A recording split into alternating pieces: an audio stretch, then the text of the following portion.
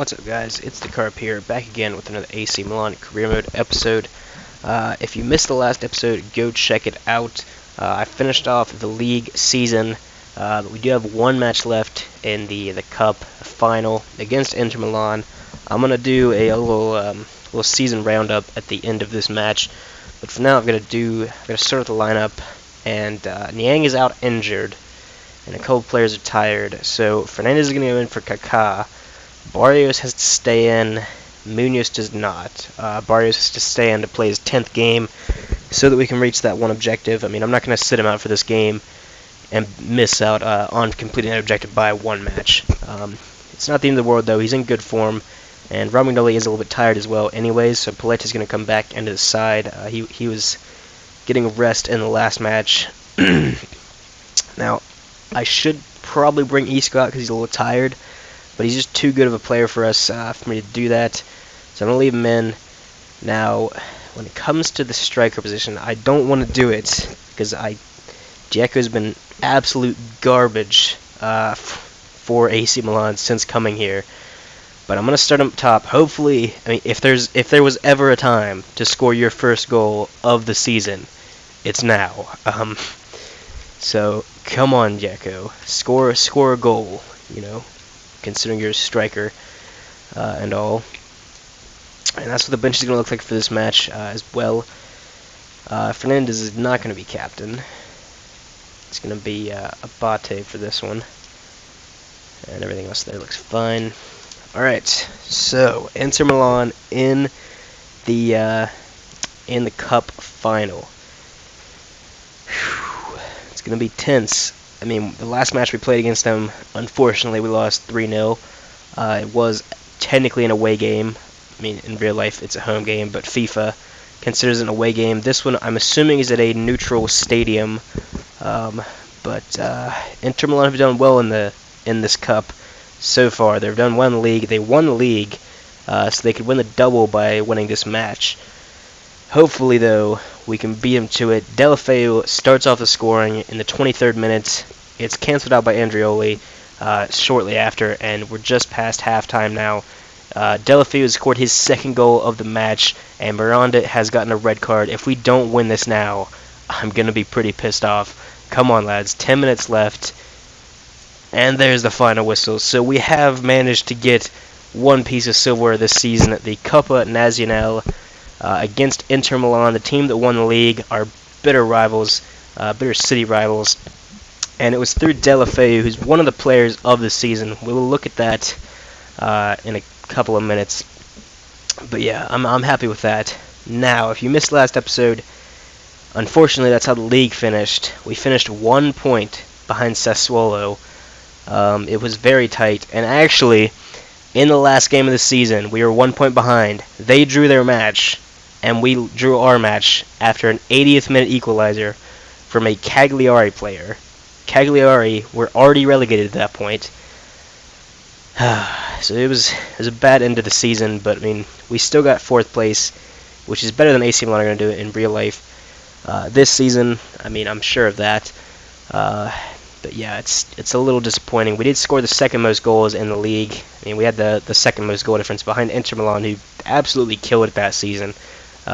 Interesting that they, did that well above Juventus in the end. That's not going to happen in real life anytime soon. But yeah. So I'm gonna look here now.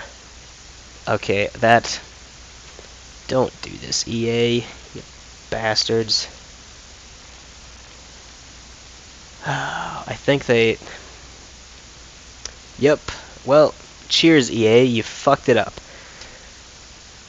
I'm a little bit peeved at that. This guy, Munoz here, played 10 games. He went up 10 ratings. And Barrios did the same thing. But we didn't get that objective. So, cheers, EA. Nice to know that I had no chance of completing that objective. Might as well have not even done anything with the youth team the entire season. Love it. At least we got 2 decent youth players from it. But we did meet these objectives, which is sort of weird, because if you see there, it says finish in the Champions League place, and it says that we completed it. But then you look here and it says qualify for the Champions Cup, and we didn't do that. This one, obviously, we're never going to really complete that objective, but overall, we got 2 out of 3 of the main objectives, even though we actually got 3 out of 3 if EA wasn't full of shit.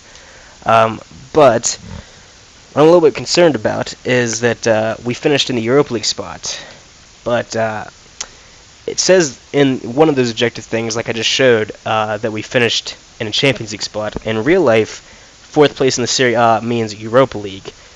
And also winning the cup means Europa League. But so I'm not sure. We're probably going to end up playing in the Europa League next season.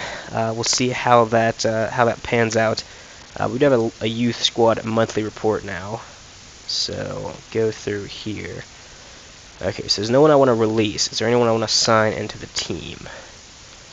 And there's a couple of decent players, really. We don't need another goalkeeper. I'm actually going to go through and release all of our goalkeepers. No matter how good they are, we've already got 2, maybe 3 good youth goalkeepers. 78 to 94. This guy's not good enough. He can go. I'll go ahead and sign this guy up to a contract. The future first team player. And everyone else is just going to stay in the squad for now.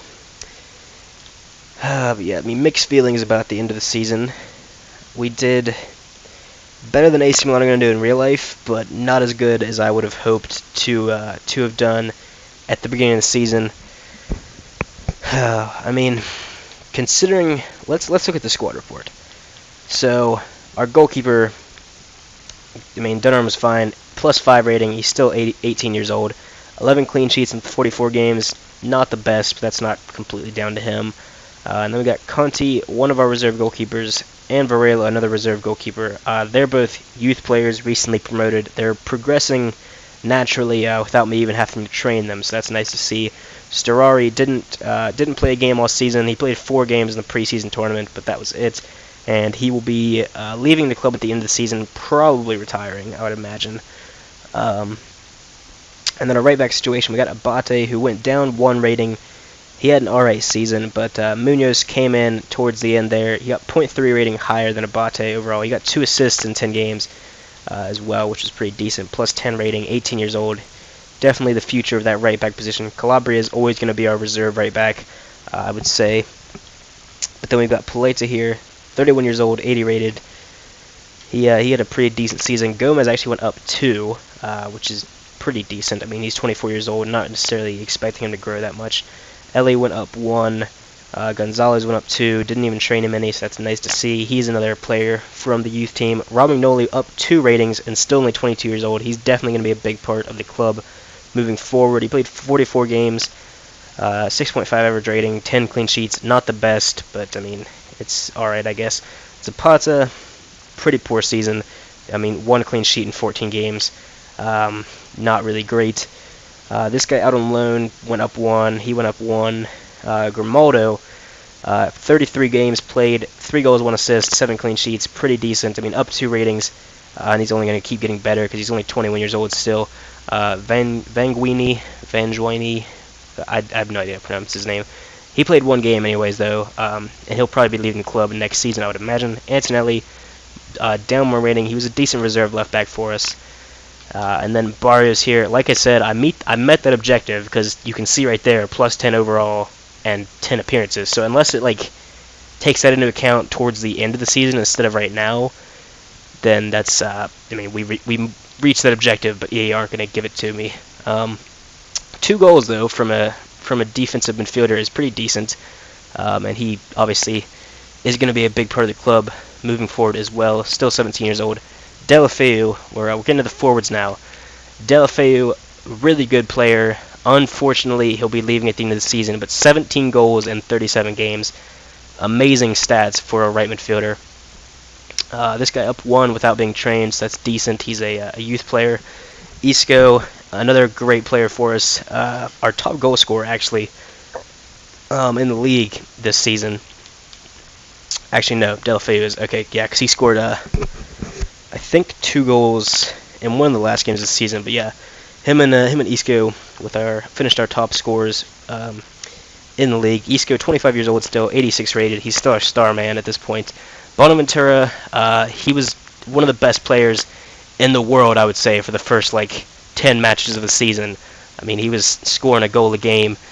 But, 10 goals, 3 assists in 45 matches in the end. I don't think he's probably scored, like, 2 or 3 goals then in the last half of the season. So overall, pretty disappointing, I would say. This guy up 4 without being trained, another youth player, so that's pretty decent. He'll probably go, and he'll probably go in the next transfer window. Mari, 74 rated now. He was out on loan, 21 years old. Decent stuff there. He'll be going back to wherever at the end of the season. 5 goals, 4 assists. Pretty decent from him, from Fernandez there. Kaká, since coming back from Orlando, 2 goals, 1 assist in 16 games. Pretty decent stats, considering he's 35 years old. He'll probably be a reserve player for us for the next couple of seasons before he retires. Mastor up 4 ratings, so decent there. He only played 6 games, though. Didn't really impress in any of those. Suzo was really good for us, 12 goals, 6 assists. 82 rated. He's going to be a good player for us in the future. Honda actually got 4 goals and 1 assist, which is pretty good. I'm probably going to give him a new contract because of that. Dzeko, though, he got 1 assist since he came here, and he played like 10 games. So 1 assist in 10 games. He was the top scorer when he came to the club, and then he did that. So that's just dreadful. I paid $35 million for him, which is ridiculous. Definitely going to make a loss on that when I sell him, probably at the beginning of the next season. Coltrone, no goals, no assists in 5 games, but I mean, he has a reason because he's 19 years old. Dzeko doesn't. Still annoyed at that. If we had a striker that could score goals, we would have finished 2nd or 3rd in the league for sure. We could have even won it. Cornet did decent. I mean, +2 rating, 20 years old still, so not too bad. He played 14 games in Yang, though, with 7 goals and 1 assist in 22 games. He played striker for us a lot of the season, but he was out injured. Like, he was a starter for us whenever he was fit, so that just shows you how much he was injured that season. But yeah, he was the best striker we had, and he's not actually a striker in the game. But yes, that's the season roundup there. I'm going to go ahead and advance, give a couple players contracts, do training until the end of the season, and then the beginning of next episode will be the start of the next season. But anyways, that's the end of this video. Leave a like if you enjoyed it, subscribe to the channel if you're not already, and I will see you guys next time.